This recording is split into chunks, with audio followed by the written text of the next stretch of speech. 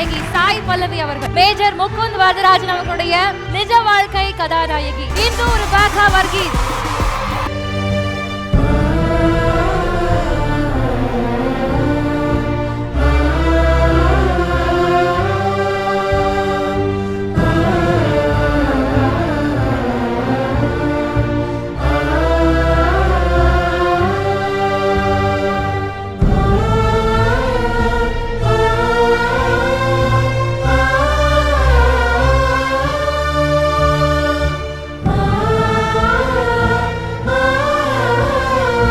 கதையெல்லாம் சூஸ் பண்ணிட்டாங்க SK sir. இது ஒரு மிலிட்ரி படம். துப்பாக்கியோட கனம் எப்படி இருக்கு? துப்பாக்கி எப்பவுமே ரொம்ப ரொம்ப கனமானது. அதை கரெக்டாக ஹேண்டில் பண்ணணும். அதை வந்து முடிஞ்ச அளவுக்கு சிரத்தை எடுத்து மொத்த டீமும் பண்ணியிருக்கோன்னு நினைக்கிறேன்.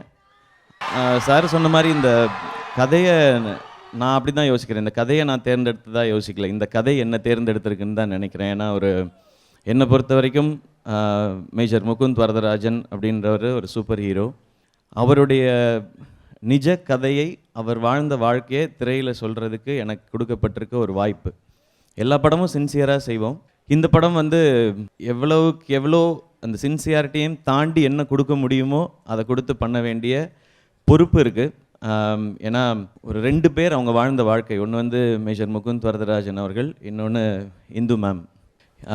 இவங்க வாழ்க்கையே இதில் நம்ம ஸ்க்ரீனில் சொல்ல போகிறோன்னும் போது அது பெரிய பொறுப்பாக ஆரம்பத்தில் உணர்ந்தேன். அதை வந்து ரொம்ப சின்சியராக பண்ணுறதுக்கான எல்லா முயற்சியும் பண்ணியிருக்கோம். அது எப்படி இருக்குன்னு நீங்கள் பார்த்து தான் சொல்லணும். சார் அமரன், எல்லாருக்குமே பல கேள்வி இருக்குது சார். நாங்களாம் பயங்கர எக்ஸைட்டடாக இருக்கோம். இன்ஃபேக்ட் எதனால அதை சூஸ் பண்ணீங்க சார்? இதை நான் பண்ணணும் அப்படின்ற முடிவு எதுக்காக சார்? கடமை, கண்ணியம், கட்டுப்பாடு, குருதி பூணல், சத்யா, அந்த வரிசையில் அடுத்த அமரனா? அந்த வரிசையில் சொல்ல முடியாது. வணக்கம் வணக்கம் அனைவருக்கும் வணக்கம். கடமை, கண்ணியம், கட்டுப்பாடு, குருதி பூணல் இதெல்லாம் புனைகதைகள். இது அது அல்ல. இது நிஜம், நமக்காக நிகழ்ந்த நிஜம். இந்த கதை ஏன் இப்படி போச்சு அப்படின்னு கேட்கவே முடியாது. இதுதான் கதை. இதை தாங்கிக்க முடிஞ்சா தாங்கிக்குங்க அப்படிங்கிறது தான் இந்த கதையின் கிளைமேக்ஸை முதல்ல கேட்டவங்க இவங்க தான்.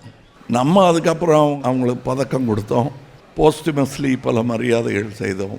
ஆனால் இந்த வீரருக்கு நிகரான வீரம் வீட்லேயும் இருக்கணும். ஆமாம், அதை பற்றியதும் கூட இந்த கதை. அந்த நிஜம் அது எல்லா தாய்மார்களுக்கும் புரியும், எல்லா மனிதனுக்கும் புரியும். ஆனால் இது வித்தியாசமான கதை. இந்த கதையை நீங்கள் சூஸ் பண்ணதுக்கு ரொம்ப ரொம்ப ரொம்ப நன்றி சார். இந்த கதையை நாங்கள் சூஸ் பண்ணோன்னெலாம் சொல்ல முடியாது. இது நிகழ்ந்து விட்டது. நாங்கள் இதை கண்டெடுத்ததில் பெருமை கொள்கிறோம், அவ்வளோதான். தேங்க்யூ.